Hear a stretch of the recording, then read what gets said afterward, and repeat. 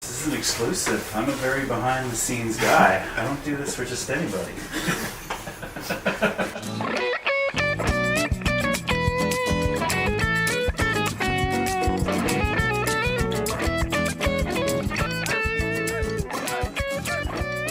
Hey, woo, the applause. Okay, so everyone knows you as the owner of the Wood Buffalo Media Group. Yes. Right? I know you as the father of LMP. That is hilarious. Can you tell me what it was like the first time you discovered his music? And can you tell your side of that story? Yeah. So, funny story. So, I am a musician. Yeah. I've been for a very long time. I always had a studio in my house. So, at a very young age, Aiden was kind of around that now. I'm more of a metal guy, so I play 7 strings, all of that. Unfortunately, he didn't take that route. He went his own route, and he's doing what he's doing now. But no, he was always in there. He was always wanting to get on the mic. And it was funny because we were chatting last night, and I was like, I still have the video of the very first rap he wrote. We were sitting in his room, and I just had one of those beats on YouTube. And I was like, you got to write something to this. Like, if this is what you want to do, you need to sit down and hammer this out. And he did it. And I filmed it. And it was he was only, I think 10. Wow. Like, super young. And then what was even more funny about it was his mom and I had no idea that he was doing this at all. And he kept it a secret because it was so satire, and the content that he was rapping about, we definitely wouldn't have approved. But when we found out, I was actually really hurt because, I always had him in that environment, right? Like, even during my event promotion days, like, he would come to the club, like, before setup and all of this stuff, right, and hang out. He was always involved in it. So when I found out, I was kind of hurt. But no, like, I'm super proud of him. It's kind of cool to kind of see that progression, like, just thinking back of when he was a kid and he was in the studio. And, it was pretty cool to see. Catch his EP out now. Right? Yes. He just released his new EP. So why did you get into media? So I've always been a very creative person. So I've always played in bands, and I always tended to take over like that manager-esque role. So creating websites or doing promo stuff, putting on shows here locally. So I was always creative, even in school, like any chance I was able to like film something. I was in photography, all of that. I just never thought that would actually lead into what I'm doing now. But I just always loved capturing and telling stories. I'm always interested. Like, you ask my wife, it annoys the crap out of her, but like, I'm always people listening, right? Like, everybody has a story. So I'm like always listening in to what other people are saying, what they have to say, or if I have a chance, to sit down with an elder and hear his stories or her story. It's always been really fascinating to me. So when I created when Andrew and I actually created Cataclysm Productions, it was more or less for like the music side of things. And then after that tanked, unfortunately, after the wildfire, we took a pretty big hit after the wildfire. Really bad timing. Yeah, really bad timing. And so I was like, I got to pivot to something else. And I was like, just do what you enjoy doing, right? Which was creating video. And shout out to Blair from ABO. I had my Canon Rebel, and I was like, let's shoot a music video. It'll be fun. And so we shot my first music video, and I was like, okay, like video. And then I noticed there was like a huge gap in the market when it came to like supporting businesses with like marketing. Like, I grew Cataclysm from nothing into, booking acts like Protest the Hero and Classified and TI. And I was like, if I can grow that through social media, like, why can't I do that for other businesses? So I was like, okay, so let's kind of incorporate this, offer like the media along with the social media stuff. And it just kind of took over from there, and it's been a wild ride.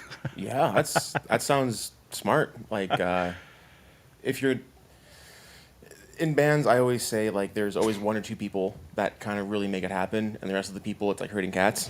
And I think that is facts. Most people, if they don't stick with the music route, because like obviously that's not for everyone. Like there's not enough money, there's just not enough like food there for everyone to have everything all the time. Yeah. So like being able to shift and pivot and not like be seen or not like consider yourself as like almost a failure almost, because like I don't know, like I know like 5 years ago, if I said to myself, hey, you're not going to be like, music isn't going to be your priority right now, you're going to be doing a podcast, you're going to be doing, you know, hauling gear, you're going to be a sound tech, right. I would have been like, no way, man, like that's, what do I have, like what steps am I going to take to make sure that never happens, right? And that just proves like the closed-mindedness of how like naive I was, thinking that like, oh, the only way to be happy is through this one very specific like route. And now it's a lot easier to be happy because I'm not so hyper focused on, you know, doing things the perfect way, and instead I'm just making it happen. No, absolutely. And Fort McMurray was always weird growing up too, and with bands, especially once we started hitting like that adult. I'm sorry, age. are you from here? So I was born in Labrador, but my parents moved up here when I was 2. So we're like in Fort McMurray's we're in home. Labrador. Wallbush. Baldwish. All right, I don't know the area, but my dad was born in Goose Bay. Goose Bay? Yeah, I think that's pretty close to Lab City. Yes, yeah. Yeah, so Wallbush is literally like a 15-minute walk from Lab City. Is Alberta, or Fort McMurray specifically, is Newfoundland 2.0. Right? Yeah. Anyway, sorry, you were saying. No, 100%. But yeah, Fort McMurray was always weird growing up, especially being in bands. Like once we kind of hit like that adult side of things, the shift schedules of work, so like really trying to get everybody on the same schedule or finding guys that lined up with you, it was always super tricky. And even finding jam spaces here, like you really have to rely on knowing somebody that has a basement that's gonna allow you to even go in there, right? Is there any jam spaces renting now, or is it still just garages and basements? Honestly, I've been after the whole Cataclysm thing, man, I put all my gear away, and I'm itching to get back into it, which hopefully I will eventually. But honestly, I wouldn't even know if there is at this point. Like I'm so out of touch with it, which is really sad to say because I was so involved in it. But yeah, no, I'm not 100% sure if there is a lot of space here. I know like Arts Council, they're working on that incubator there, and there's supposed to be rooms there once it finally opens up, so that'll be really cool to see. But yeah, other than that, it's just finding someone with a basement or a garage that's willing to let you jam it out. Yeah man, what how's your week been? Week's been crazy. This last year has been this whole journey of being a business owner, and it's so funny because like I've always been into it, so the fact that it took me so long to like just accidentally fall back into it but do it as a career, it's like, man, I wish I would have like done that right out of high school. I'd be so much further ahead and doing so many more things. But no, it's been honestly a crazy journey, and I love it because you're never doing the same thing, right? You're all over the place. You're doing different projects, capturing different stories, meeting new people, and yeah, just getting to know the community as a whole, which is pretty cool. So honestly, dude, I don't really know you a whole, like, right. I know you as Trevor, as the media guy, but I don't really know you as a friend. Yeah. So like growing up, what was that like? Growing up was cool. Fort McMurray is definitely a different place. Got into a lot of trouble. Sure. Definitely a lot of that, a lot of shenanigans. But no, it was great. Obviously, growing up, everybody has their stories and their trials and tribulations. Well, part of music makes sense is getting into that, because right. Like, for me, like, music is easy because it just kind of clicks in my brain. Yeah. But everything else doesn't. Like, I can't really, like, laundry is terrible to do. Keeping my room clean is so hard to do. So, like, why do you think, like, what were you getting into as a kid, and why do you think that was, like, you were getting into that kind of stuff? If you're comfortable. Right. Yeah, no. So, like I said, everybody kind of has their story, and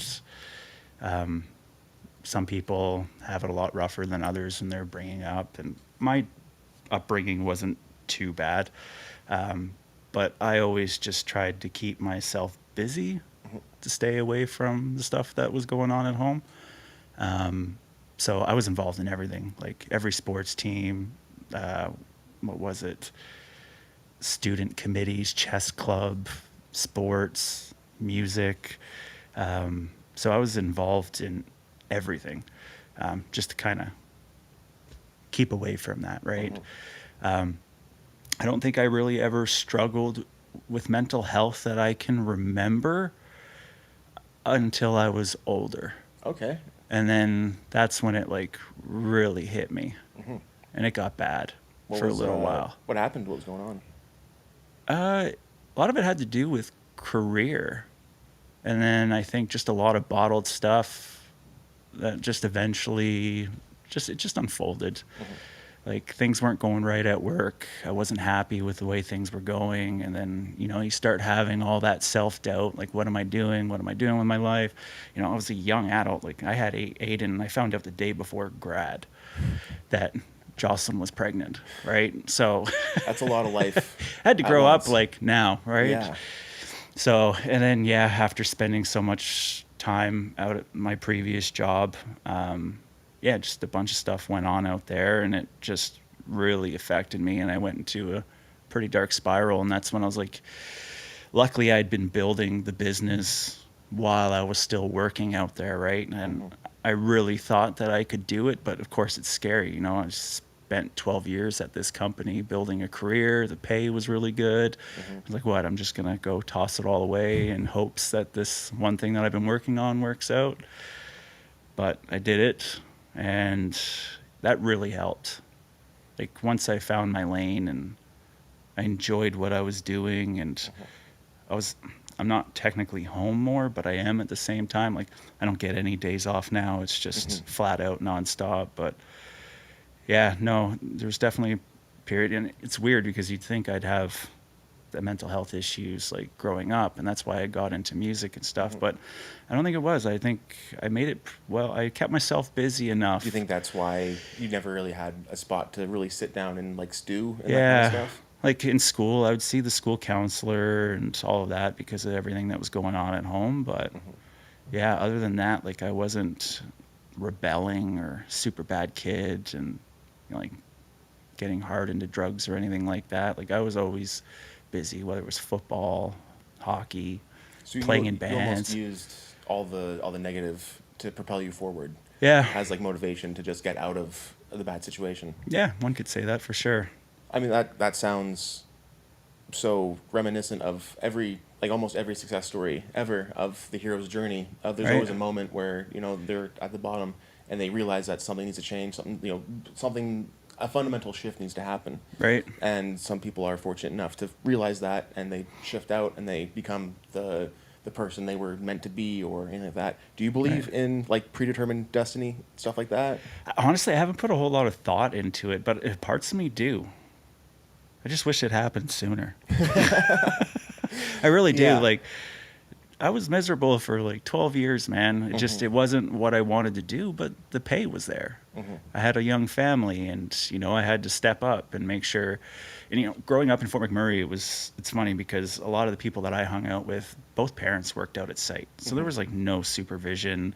So we got away with so much. So when Jocelyn got pregnant, I was like, if you can stay home and I just provide, so that way you can raise the kids, at least there's like one strong parent in their life, then let's do that. It's going to be a struggle, especially living in Fort McMurray and how expensive it is and all of that. But I said, if we can do it, like, that's the way I want to do it. I want to make sure I do this right. Like, I don't want our child, nothing against, obviously, if you work, that's what you choose. But just growing up here and witnessing it, and a lot of the stuff that went on that I witnessed, I just didn't want it. And so that's what we agreed on. And so obviously that transition to having a stable career for so long to being like, I'm going to try my own thing. Right? She thought I was crazy.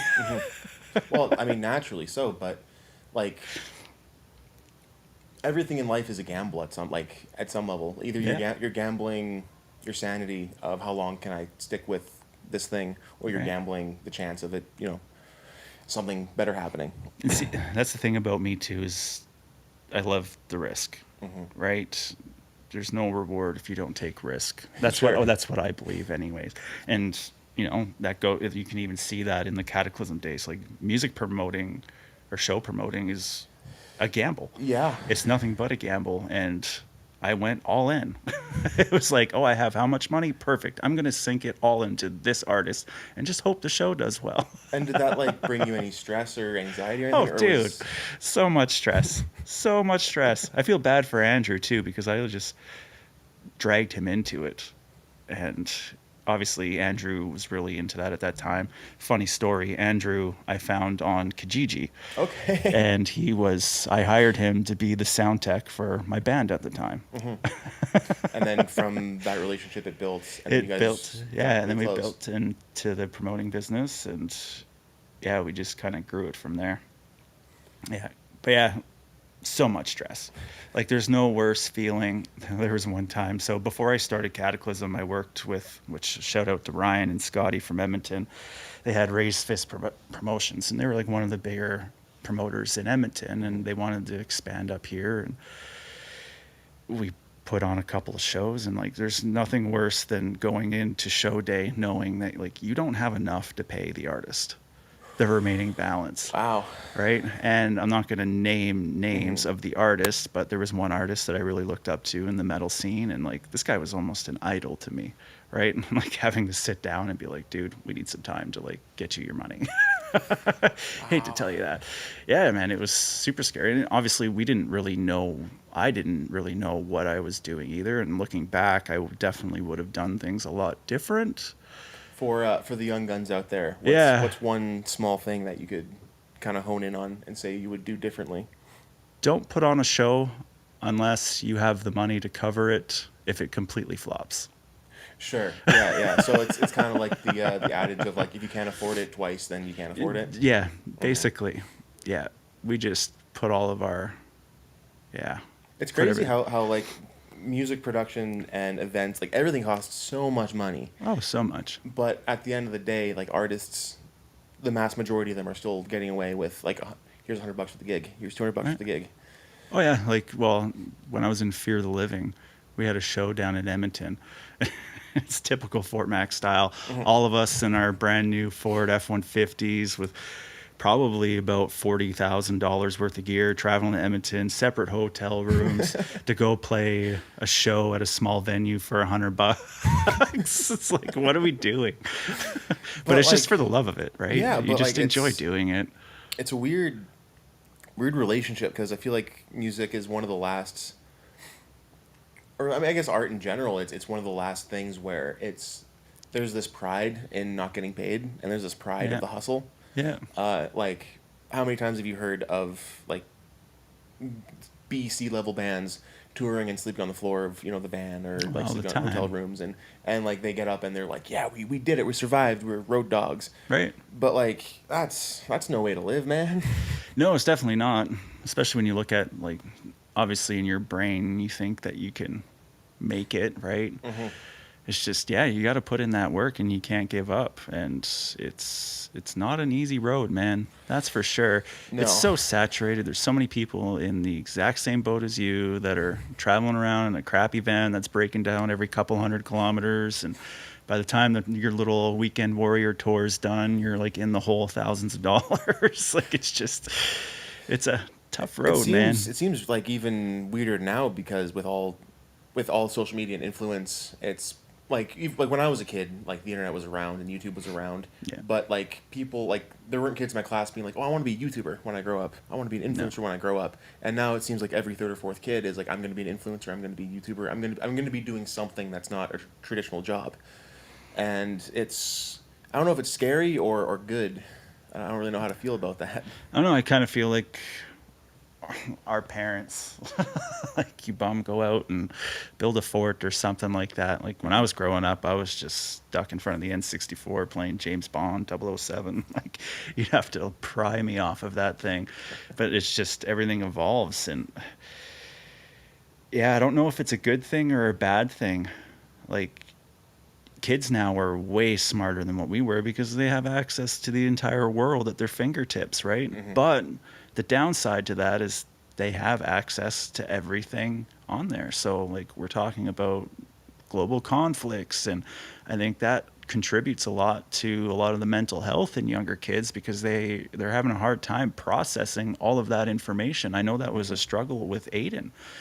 Like, Aiden's so smart. When he was 12 years old, we would be having conversations about the American election and like his opinions on stuff. It's like, this is not a conversation that we should be having, especially at that age. Just so smart and have so much information in their brains. But yeah, I think it's bad for everybody, but that's why I try to limit myself, which is weird because I'm in the social media world, but like I'm a very private person as of the last little while. It seems to be that the more you're involved in tech, the more you are afraid of tech, and the more you're like shy away from it. Like, I know the people who make all the security devices, they don't have any, like, they don't have iPhones, like smart printers, smart TV. They don't have nothing that connects to the internet in their home. No. They got like a fax machine, and if it starts beeping the wrong way, they're going to shoot it.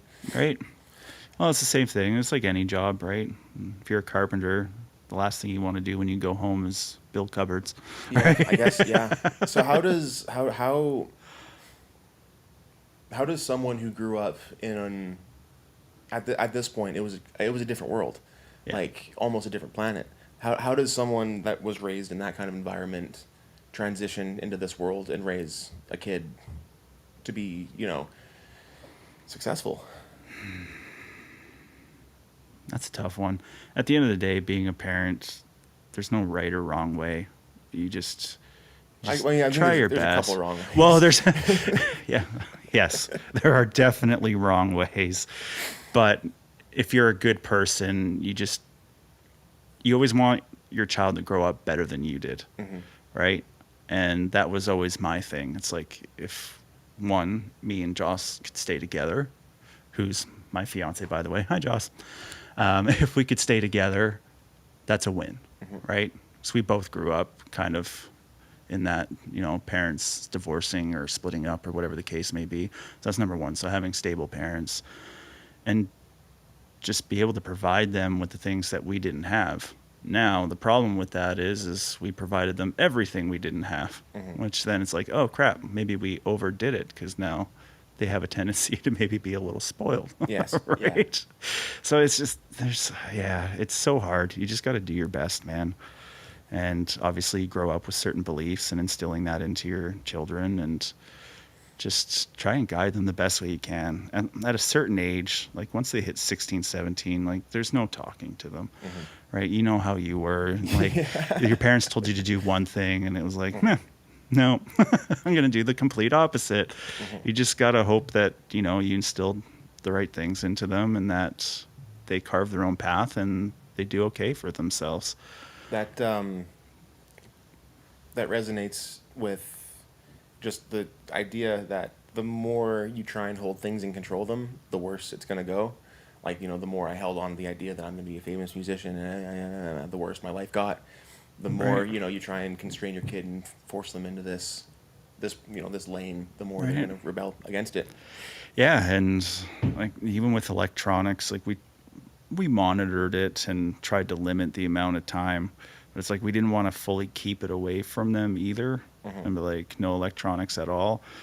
Because then you get into that path where they start sneaking around. Their friends have it, right? And it just becomes a sneaky thing. We always just wanted an open, clear relationship with our kids. Like, always come talk to us. You have issues, come talk to us, right? We just really wanted to make sure we had that connection and, not restrict them too much. Like, at the end of the day, they're going to see it. They're going to have access to it. So it's like, at least we can kind of control it within our own household to a certain extent anyways. Yeah.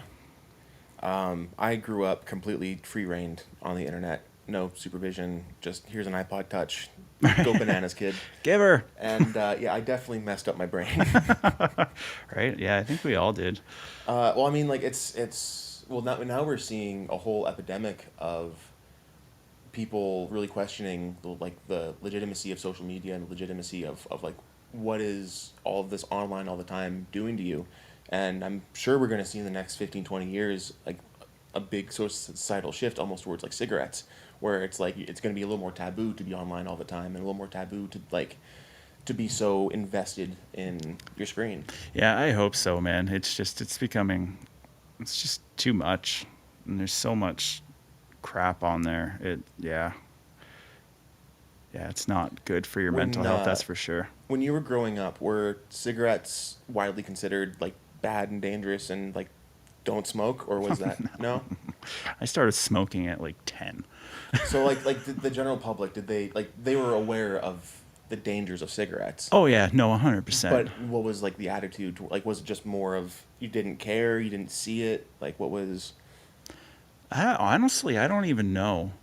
I think as a kid, depending on your mentality, it's like you want to try and fit in and be the cool kid. You know it's wrong, right? You know it's bad for you. I knew it was bad for me. But it was like, oh, I want to be like those older cool kids, right? And hang out with them and be considered cool. And so you just kind of tag along. They're smoking, I'm smoking, right? Even at lunch breaks, like there was a store right across the street from our school. And it's like, that's where all the cool kids hung out, right? It's like, oh, I want to be one of them. I think what I'm trying to do is I'm trying to like draw a parallel towards cigarettes and social media. Yeah. And I'm trying to think of like, do we think about social media now the same way we thought about cigarettes back then? Where like we know something's not right with it. We know there's like real serious stuff, but we don't really keep that in mind at all. And we're there scrolling TikTok knowing it's bad for us. Yeah, I think the difference is that like when I was growing up, that's when they started kind of rolling out the campaigns like, hey, this is bad for you. This is what it can do to you.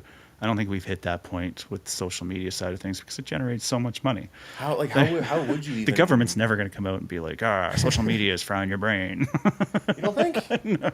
Maybe in the near future, but right now, no, you're not getting that at all. We just... Because how do you send the message that social media is bad when every advertisement ever is through social media now? Right.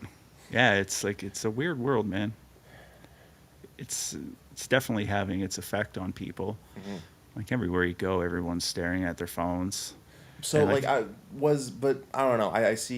I agree that like critical thinking is at a very low point right now, and like brain activity of just like thinking about like the real world, it's kind of diminishing a little bit. But like I seen a photo of like, there's that famous photo of like the 20s in like a New York subway where everyone is just like in their newspaper. In their newspaper, right? So I do have to wonder, like, is it just human nature to not want to socialize in big groups and like just want to be in their own world? Or has there always been something above us kind of like giving us the easy out and not having to do the socialization? Like in village times where they're just like, people are like, I don't want to hang out. I'm just going to go make pottery. And everyone just kind of... Yeah, no, I think as humans, we need our own like space, but we also need to be a part of a collective at the same time, right? So it's like that fine balance. I just think social media is it's like removing that community aspect because everything's online.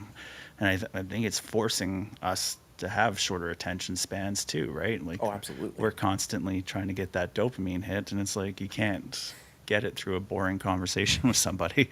It's like, oh, I wonder what's funny on TikTok today. That's so unfortunate because like I guess it's like it's anything real, like eating real food takes more time. You have to grow it, you have to prepare it, you have to eat it, but you're going to feel better in the long run. So I guess that's just a key to life life is work, and the more work that you do, not like you're not going to get immediate gratification out of it, but you're going to feel more satisfied in the long run. No, 100%. Yeah. What's your end goal in life? My end goal in life. Honestly, like I told Joss this too, it's like if we can just be comfortable. Like I'm not after millions of dollars, through this business, I've been fortunate enough to meet, some very successful business people within the community. And yeah, once you get so big, it's a different world. I think it was Brian Callen I heard say this of all people, but he said, the moment you're able to go out for dinner with family and not even have to worry about the bill, that's when you know you're good and you're comfortable. And that's such a, like, there's so many degrees to that, because that could be like in and out, that could be like, you know, Right. a sit down restaurant, that could be so many things. Yeah, I'd say fancy restaurant.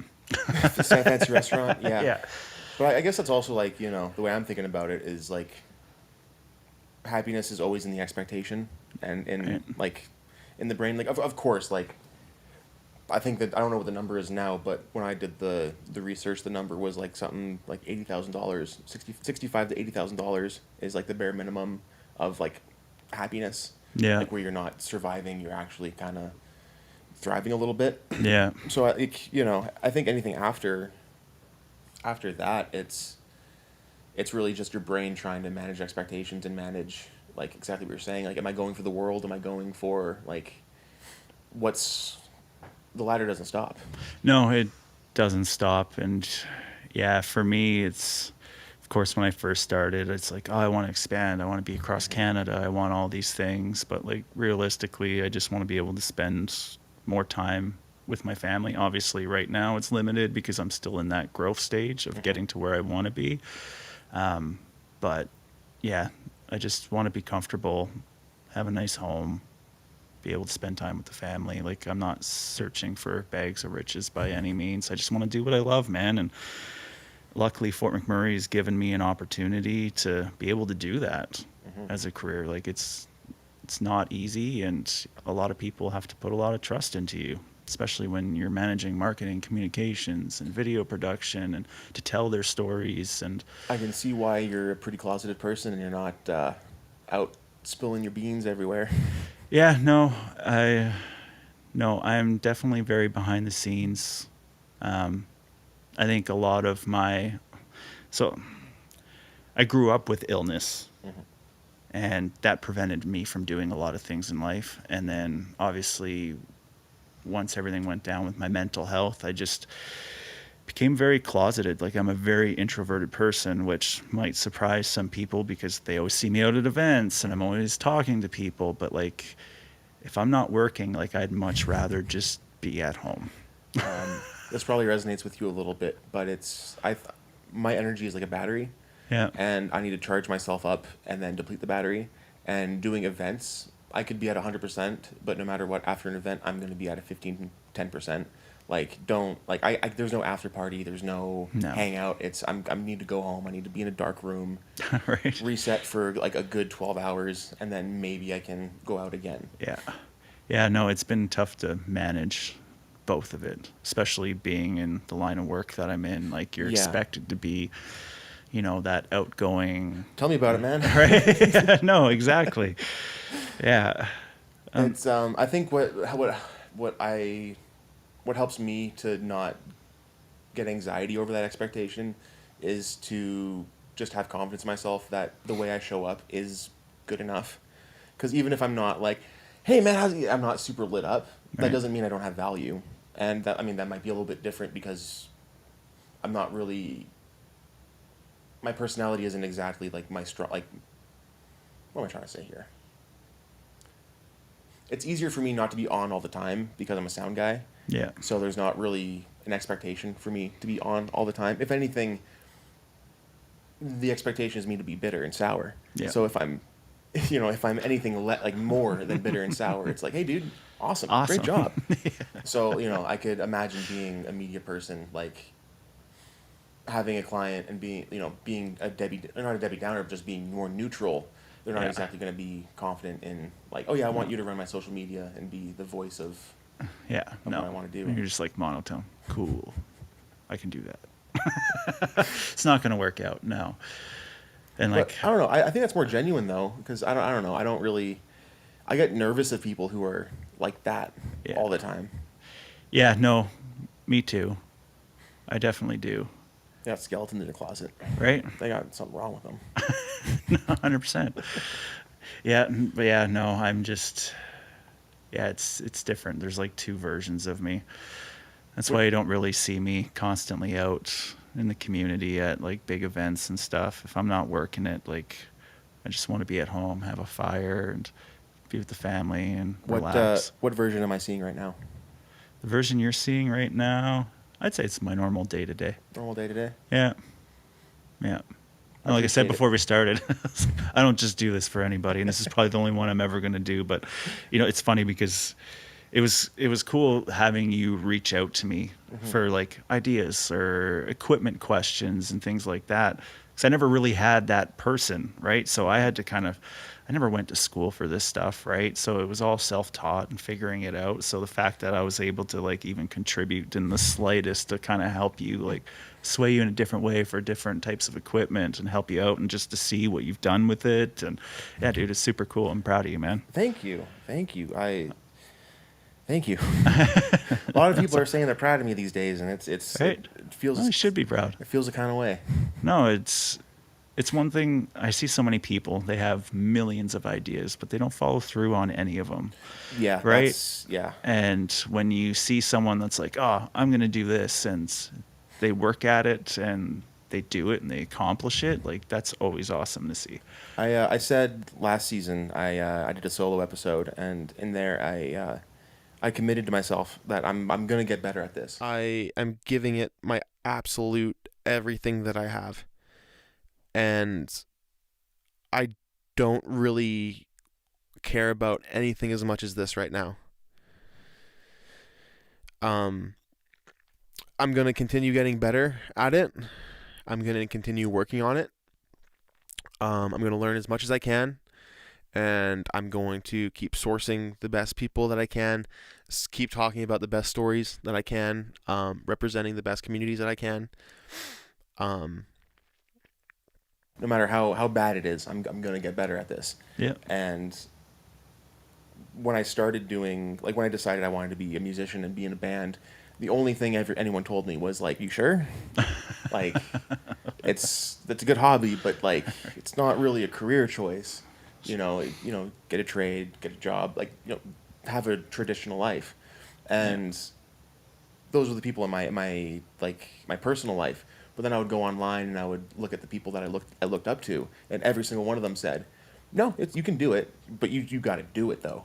Every day you got to wake up, you got to live the life that you want to live." Yeah. And it took me a couple of years to get there, but I'm starting to actually see what they mean by that. Of like, if you do just wake up and do the 4 or 5 things that need to happen that day to propel the career forward, you will see a benefit from it eventually. Yeah, no, it takes a special person to actually follow through with what they say they're going to do, especially when it comes to such a different outlet outside of the traditional means. Like, it's the same thing for me. Everybody thought I was crazy for wanting to give up my career, right? But then you have the people that have actually done it, that were in this community, that have been pushing me forever. They're like, just do it. You're going to be fine. You want to shout those people out? Yeah, Diana Noble, for sure. Melanie Gallia, thank you very much for always believing in me and pushing you want to me. shout out your haters so you can flame them publicly online? Yeah, no, haters are good too. You need those. And they're not even haters. It's like, especially when it comes to family, they want to see you succeed. And when you have something going for you and it's stable, and like, the last thing they want to do is see you struggle or make a mistake, right? But I knew I could do it. I knew I had that mentality. And it was the only way that I was going to be happy. And like, even from my counseling, it's like, okay, this fails. So what? Yeah. Who cares? It's not realizing that failure is always, like, if you always fall forward, it takes a lot of the pressure off. Yeah. I forgot who said that. I'm going to find out who said that. But they said, I think Will Smith. Yeah, Will Smith. If you're going to fail, fall, or if you're going to fall forward. So you're going to fall into success. Yeah, no, it's, you just got to go for it, man. Definitely do. If you work hard enough at it and you don't give up, like, you can do it. And it's so cliche to say, because you always see the videos and like, just do it, right? And push through and do what you love. It's one thing to say it and then actually do it. But then, like, once I actually started doing it and I was like, holy crap, this is actually working. Like, all those people on the internet aren't crazy. It's all the cliche things that they say about business, and it's like, oh no, it's legitimately true. If you just put your head down and go to work, and anything's possible, man. I think that's like the key to all of it is like their answers are out in the open. Yeah. Like everyone really knows what they have to do, but it's taking those words not sarcastically or not like just taking them honestly and like because I used to shrug off the statement like, oh, do find what you love and you'll never work a day in your life. Yeah. I used to shrug that off, and I still kind of like shrug that off because I still think that like life is work, but I kind of understand what they mean now of like when you're doing work that you want to do, it feels completely different than work that you have to do. No, 100%. And I told Joss the same thing. I was like, I'd much rather deal with my own bull crap than deal with somebody else's. Absolutely. Like, yes, I work 10 times harder than I ever have in my entire life trying to keep this thing afloat, right? And keep pushing forward. But at the end of the day, it's mine. And if it fails, that's my responsibility. And I don't have to worry about layoffs or all the other things that come with typical jobs. It's like, no, this is all on my shoulders, and I have a family to provide for. So you have to keep pushing. I think you're setting an amazing example for everyone in your life. Thanks. Well, it's true. Like not like it takes, you said it takes such a special person and such a specific like the stars need to align for everything to happen, for like kind of going back to the destiny thing, like what had to like how many things had to happen for you to get to that point where you had like were at that tipping point and made the decision. Right. Like that's pretty. I think that's like you were talking about. Like you were saying, you like hearing people's stories and hearing like there's always something to hear. Yeah. And something valuable to take out of. I think that's what that is. Yeah. Is finding out like what led people to get to that point where they realized they wanted to be happy. No, 100%. And you'd be surprised how much you can learn just by talking to people, especially older people. Like if I have an opportunity to do work with someone that owns a large organization, if I have the opportunity to be like, hey, I know this is kind of weird. Like, do you mind if I just like pick your brain for a little while and just ask them questions? And actually, in my experience, 10 times out of 10, they're like, yeah, absolutely. And probably the questions you're asking are like, they're good questions to ask and they're good questions to answer. Yeah. Because like, I'll admit, if I was in the room with like a Fortune 500 dude, I wouldn't know the first thing to ask him of like what to invest in or what to like how to run a company. I'd be like, so like invest in NASDAQ, you know, S&Ps, sure. Right. You know, so like you got to give yourself a little bit of credit of doing all of the homework and doing all of the work to even get to the point where you can ask the questions that you need to ask. Right. And another shout out, like Brent, owner of Napa Auto Parts, he's been a huge mentor for me. Like, anytime I need to talk to him, I knock on his door or text him or whatever, and he's been there to vent about all the stuff that goes on, and you know, he can relate to the experiences that he went through growing his business into what it is today. Yeah, it's a bumpy road running your own show, that's for sure. And yeah, it comes with a lot of headaches, but just when you get a chance to just kind of step back and be like, wow, like I did this, right? And see all the things that you've accomplished and the people you've gotten to talk to and the relationships that you've built. And now it's even weirder because I was such a one-man show, and now we're at a team of 7. Wow, right? 7 people. Yeah. That's pretty cool. Right?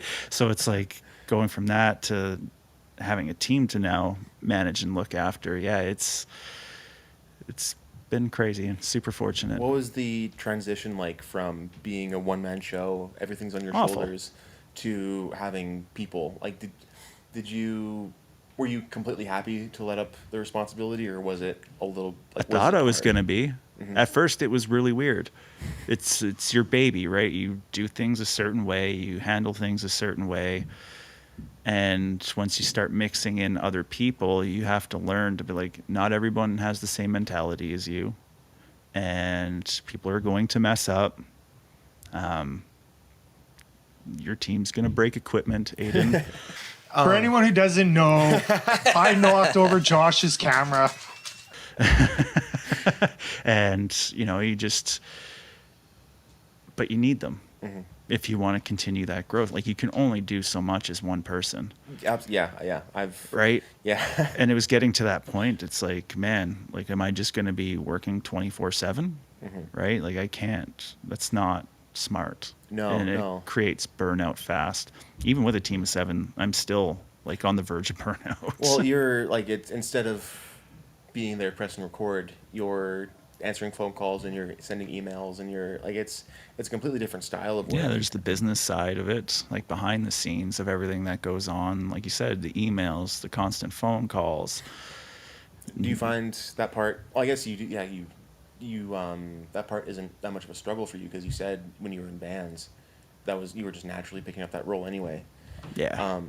I met a couple dudes doing an event, and they were telling me that they only like pushing boxes because they can't stand being the person. Like, they don't want to be the guy, and that was one of the first times I've kind of met like people who were so secure in themselves and knowing what they don't want to do. Yeah. Because like for me, it's I'm still in this ladder mindset of like, okay, you get on the crew and then you start pushing boxes, and then when you start pushing boxes, then you can get on monitors, and then once you get on monitors, you can start mixing front of, like there's the steps That progression, yeah. But like, these guys are like, no man, I like pushing boxes and like raising trust, and I get paid good to do it, and that's what I get to do. That's what happens. I've always been jealous of those people. I really have, that are just content. Like, my brain is, I'm never content. Once I learn how to do something, it's like, okay, what's next? It's almost what's like next? you don't get like I don't get accomplishment from, like, if things go well, I don't get this sense of like, yeah, woohoo. It's just more of like okay, good, thank God. It's like I was like, yeah, it's just like more of like a relief of like, hey, it worked. Yeah. Next thing now.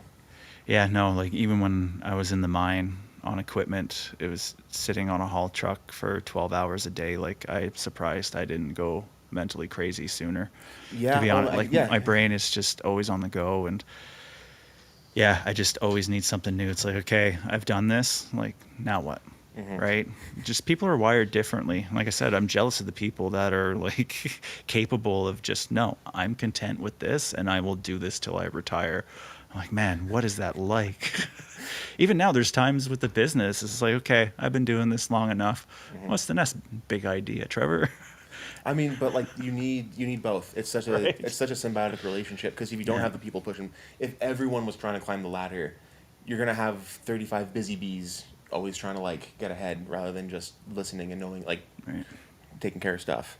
I think that's what makes this line of work so great for me personally, is we have so many different clients that we deal with. So there's numerous projects going on at the same time for all different companies. The video side, like, it's just a big cluster of like craziness. And I think that's what's like, yeah, I love it. I'm still stuck on the equipment thing. What's the biggest loss you've had on equipment? Like damage wise. What's the biggest thing that you dropped or someone dropped? Oh, geez. I've personally never caused any damage. The biggest, craziest thing that I seen out there was just night shifts, man. People fall asleep, hit a berm, truck goes over the berm and crashes into a pit, and the truck is just completely mangled. Jeez. Yeah, it's a... You must be working hard if you're falling asleep like that. No. Well, imagine, so like, obviously, I'm assuming you've never been out into the oil sands before. So some of the pits, they're really soft, and like, you're dealing with 400-ton trucks, right? So there's times you're leaving a shovel pit and you're literally doing 2 kilometers an hour, just going like this on a night shift. Oh, sure. So you're rocking yourself to sleep. Right? That's exactly what it is. Like, it's a mentally taxing job, man, because you always have to be alert. Like, you're driving the world's biggest equipment, and there's people driving around on the ground. There's people in light vehicle pickups. Like, if you were to run over a light vehicle, like, you wouldn't even feel it. You wouldn't even know. I used to run forklift, and same kind of thing of, I was really anxious the first like 6 months, but then after you get it, you get it. And then I scared myself because there was a point where I was a little too comfortable on it, And then stuff started happening. I started slipping up. I started like bumping into stuff a little bit too hard. I started missing my forks. And then I realized pretty quick, I was like, oh, I'm not meant for this kind of stuff. No. Because I'm the kind of person of once I get it, it's gone. And then I'll, start being negligent on it. And, I don't want to drop a locker on someone. Right. Yeah, complacency, man. It's that's a tricky one because you do it day in, day out, and you become so comfortable. But the day you become so comfortable with it is the day you really have to watch out. I'm scared that what's the up going to be on this. Right. A little bit of inside baseball for everyone here. It's talking about the business. This is not our first take. So, and literally, man, it was, and to tell people how far we got into this. Oh, we were wrapping up. I was about to look into the camera and do my cannon shot. It was literally one of those, and I'm like, this is perfect. I can end on this story. This is going to be great. And you're like, all of a sudden, I see you do this. What's going on? Where's that red light? Oh no. And he's like, Always have to be worried, man. What if? Like, you have to be prepared. I don't know how many. It was funny because I watched your episode with Jerry. But shout out to Jerry. He's also been a great friend of mine that's really helped me along with kind of growing this. And yeah, I seen that first episode and with the cameras shutting off, or you didn't turn them on. I can't remember which one it was, but I died laughing. I'm like, oh man, I know that feeling all too well. he's like, did you notice the red light on? And I'm like, no, I'm not supposed to look at the camera. Now all I can do is look at the damn. That was my first episode I ever filmed. Yeah. Yeah, that was so bad. It couldn't have happened with a better guest, though. Like, No, Jerry no. totally gets it, and he's been down that. We all have. We've experienced. I've done large corporate gigs, and I go back, and it's like, oh, I didn't turn the mic on. This is great. At least with the podcast, it was like low enough stakes where I could just redo it, or like if it really came down to it, I like if he needed to go, I could just do the 2 angles, and that would be that. But, Jerry can talk for days. Yeah, he can't talk for me. So you grew up here. Yeah, born and raised. So what school did you go to? I went to Dickensfield for elementary, and then McTavish for middle school, and then Westwood. I graduated. Okay, so I graduated from Westwood too. What year did you graduate? 2019. 2019. Okay, wow. I'm 23. I am way older than you. I didn't realize it was that big of a gap. Man, time flies by. That's crazy. You probably still had maybe some of the same teachers. Maybe. Yeah, no, I heard, and then you left, and then obviously. So how do you know Brandon? Yeah, so I met Brandon through my friend Braden. Oh no!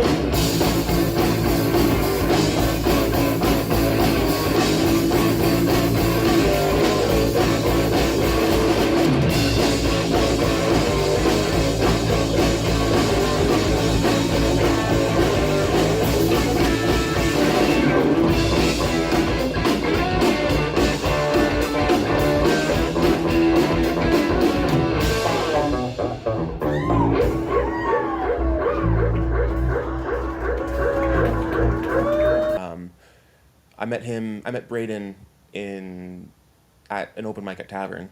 Yeah. And we clicked and we moved out together.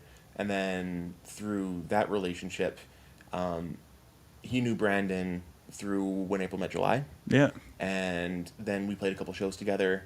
And honestly, like, we didn't really like hang out a whole lot, didn't really connect with him until I think the last show we played together, us and When April Met July, we connected a little bit more on like mixing and being a sound tech and that kind of stuff. Yeah. And he asked me if I'm ever like available, I can come do some work with him, because he needed people to help out Brandon Bryson audio. Yeah. And then, one thing after another, mental health in the absolute tanker. Edmonton wasn't working out. Yeah. I hit him up and he's like, "You still need help?" And he was like, "Yeah." And then I was pretty much a stranger working for him for the first 3 months, just being like scared. Yeah, I remember when you first got here, we worked a couple of gigs together. Yeah.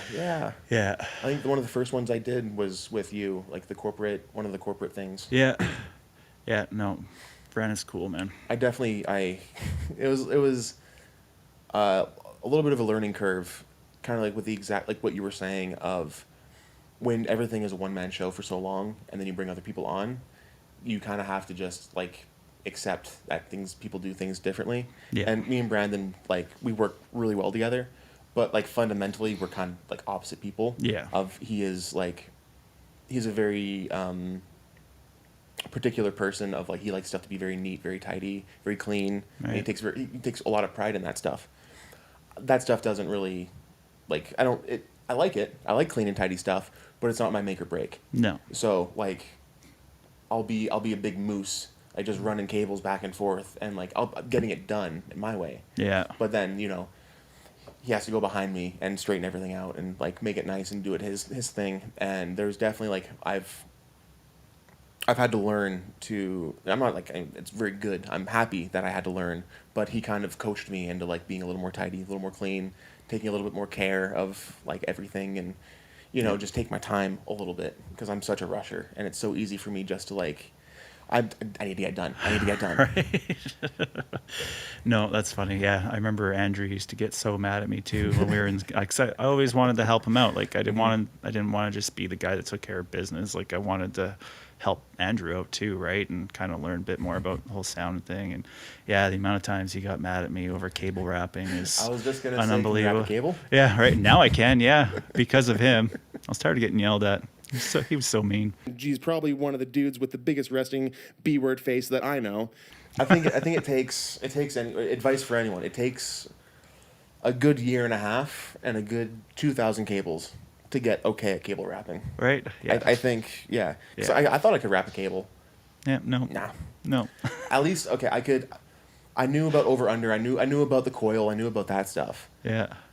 But then you see some people who are like wrapping it up like a extension cord around their shoulder and like breaking all the braids and stuff, and it's like pretty quickly you don't want help. No. And it makes me pretty okay just being a one-man crew when I'm out there by myself because people, they want to help, people want to be helpful, and they want to be involved, but sometimes they do more damage than do help. That's where I'm at. Like at this point I'm like, I'll maybe let them carry some speakers. Yeah. Maybe just because I don't want to carry them myself, but then I don't want to bang them around because someone carries something heavy, they think it's like indestructible, so they start banging around corners. And right. And I say that because I think stuff is indestructible, and I'll be banging it around corners. And then Brandon will get mad at me, and then I'll pick myself up a little bit and not bang stuff around as much. Right. It's a constant evolution. Maybe one day I'll be as clean as him. No, that's awesome. Yeah, no, I'm glad Brandon brought you up. It's been cool to kind of see your growth over the last little while, and I'm not always hanging out with you, but like I'm paying attention. Oh, right? Thank you. And the fact that you reach out to me every now and again, and be like, "Hey, what about this? Or should I get this or that?" It's cool. I'm so anxious about that stuff because I always assume I'm a bother, and I'm always like, I don't want to bother him about camera stuff. I don't want to It's never a bother, man. I appreciate that. No, I actually enjoy taking time away from stuff to like help somebody else out, especially when it comes to stuff like that. Like I said, I had nobody, right? So if I can help you, like 100%, any questions, anytime. Oh, just let me know. Everyone's been such a big help. Hopefully one day when I pick my guitar up again, we can jam. Yeah, I mean, the best time to plant a tree was 20 years ago. The second best time is today. Right. No, absolutely. Yeah, no, Joss keeps telling me to pick it up again, and then it's sad that I've just put it aside for so long. Is it, do you think it's like a motivation thing, a time thing, expectation thing? Because I work so much and I'm so invested in business, and that's the only thing that's ever on my brain, I feel like when I do have downtime, it needs to be spent with the family. Sure. Why am I going to take, and Joss tells me all the time, like, you also need to have your own little break too, right?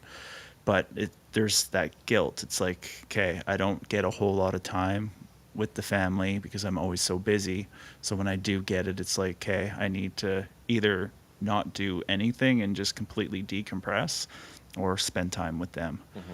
Right? So, and then there's like that guilt in the back of my head. It's like, oh, if I pick up a guitar, I know I'm not going to put it down for a couple hours. Like, and now I'm just wasting time. That's time that could have been spent on doing the massive list of stuff that I've been neglecting to do forever. It's just, yeah, it's really hard to time manage at this point in my life. I mean, honestly, fair enough. I was about to give you some spiel about like, oh, and you can always find time, and there's 1,000 things you should do in a day. But I mean, at the end of the day, the brass tacks is you're busy right now, Yeah. and it's it's not a bad thing to be busy. No, it's definitely not. It's good for me and my mental health, other than the burnout. But no, it's, How do you? I guess for like part A, how do you avoid burnout, and part B, how do you deal with burnout? I haven't figured out how to avoid it yet. Mm-hmm. I just wait until it hits, and then be like, okay, I need a little break, and then I do it again. And how long are those breaks usually? Probably like a day or two. So no time at all. No time. Yeah, I don't know. My brain's just not wired like that. It's constantly thinking. And like even the worst thing is events. Like after an event, I can't sleep. My brain is going through everything that happened, trying to remember any specific moments to make sure I put in the video afterward. Like it's nonstop. I haven't quite figured out how to shut my brain off. But like this summer, I finally booked like a little cabin in the middle of nowhere. Nice. And I am fully intending on leaving my phone at home. And my staff are to only call the wife if it's burning down. I think that's a good practice. I think you're at a point now where you can start doing that and like easing off the anxiety a little bit. Yeah, the hard part's saying no to stuff. You don't know when this is gonna, like they always say, good things come to an end, right? And it's like you don't know when that business is gonna stop, and you're always afraid of saying no to things because it may ruin potential future opportunities. Because if you're not available, well, somebody else is, and then now they have that relationship. And who knows, maybe 3 months down the road, I could really use that relationship, right? So yeah, I think having a little bit of faith. It's easier said than done, but having a little bit of faith in, like, it'll come when it comes, or like the stuff that you need will come. Like I stress about money so much. Like I'm poor, I'm broke as shit. But I realized pretty recently that I'm never like out of money. I don't have money, but I'm never hungry. I'm never like out. Like I always have stuff, and it always seems to be as soon as I get stressed about it, and as soon as I'm at the bottom of the barrel, something will come. right. Like just last week, I was like negative $500 in my checkings account, and then I got a call from Jerry to go up to John B.A. and go do a gig in John B.A. Oh, And nice. then that squared me out, and I'm trying to pay more attention to like these things, and I realized that no, like it does come, and it's I feel crazy saying that, because if you go to almost anyone else that's struggling and you're like, hey man, it's gonna come when it comes, they're gonna look at you, flip you off, and walk the other way. Yeah. But for some reason, it seems that as soon as I stopped worrying about it and I stopped like giving all of this negative energy towards it, it started happening. Yeah. I don't know. No, I agree. It all works. It'll work out in the end, man. You just got to keep pushing. Do you think how do you think you're gonna die?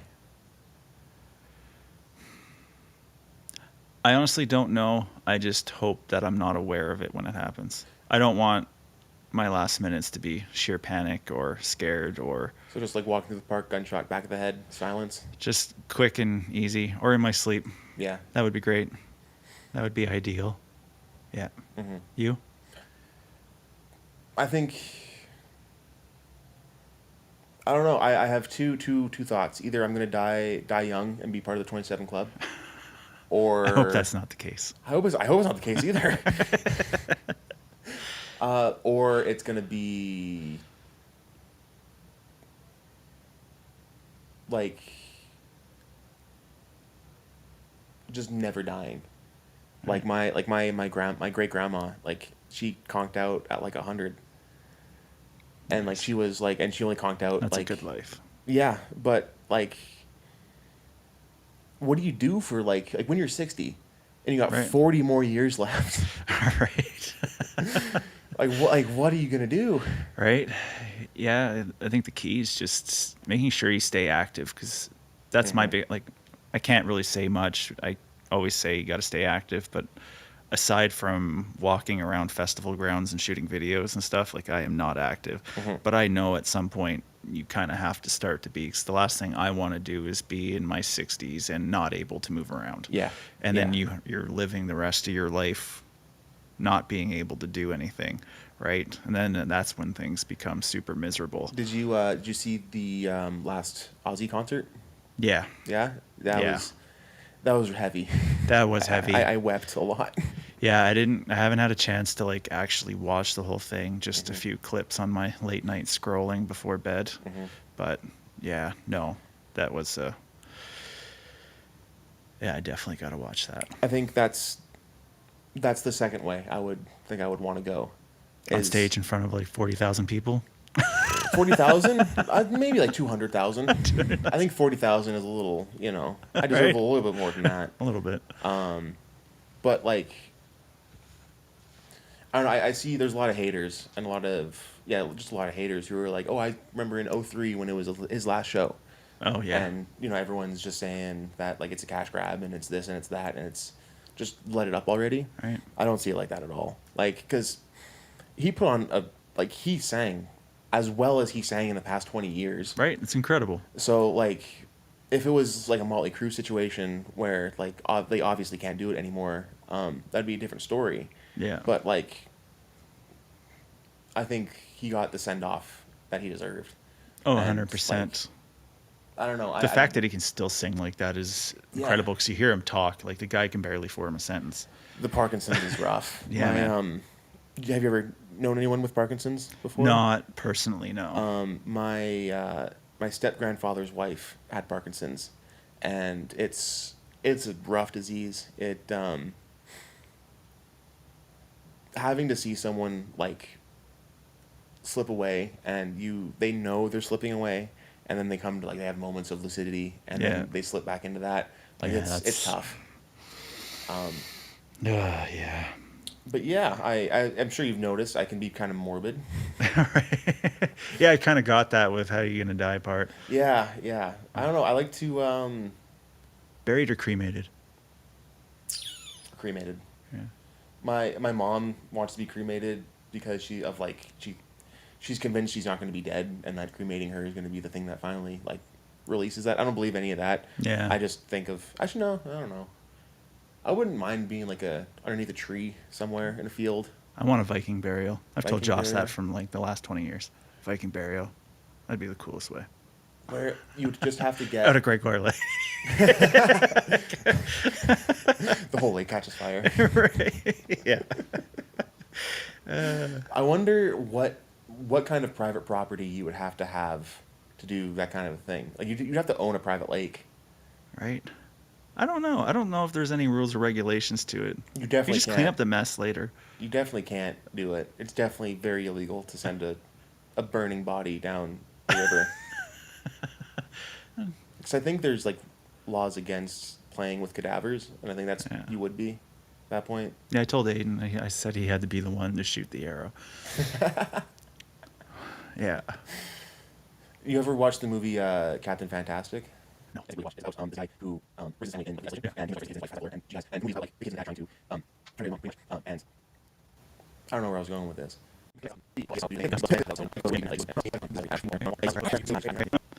I don't know, man.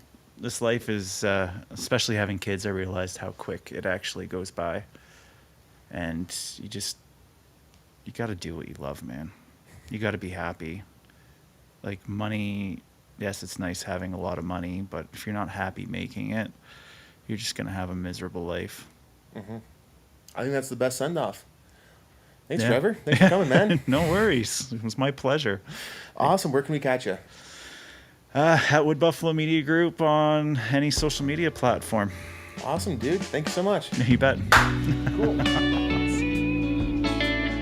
Hi, I'm Corey, Beats in a Box manager. And I'm Val. And this is Music Makes Sense.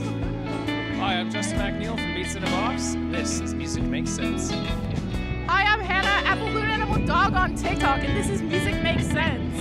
Hey, it's Anna Potty at Hipsters Potty on Instagram, and this is Music Makes Sense. I'm Jesse Death from the Fomites, and this is Music Makes Sense. We're Lionhearted. This is Music Makes Sense. Hey, this is Darren with Rock the Rails, and this is Music Makes Sense. Hey, this is James from Crosswood, and this is Music Makes Sense. It's your boy Nickel Butter, the hottest rapper in Fort McMurray, and this is Music Makes Sense. This is Eric from Beats on the Box. This is Music Makes Sense. Hi, I'm Mike from Supermodel Taxidermy, and this is Music Makes Sense. Alright, I'm Chris. And I'm Lucas. And we're from Slenderbrain and Deathwish. Music Makes Sense. Hey, this is Andrew Potty. This is Vera. This is Music Makes Sense.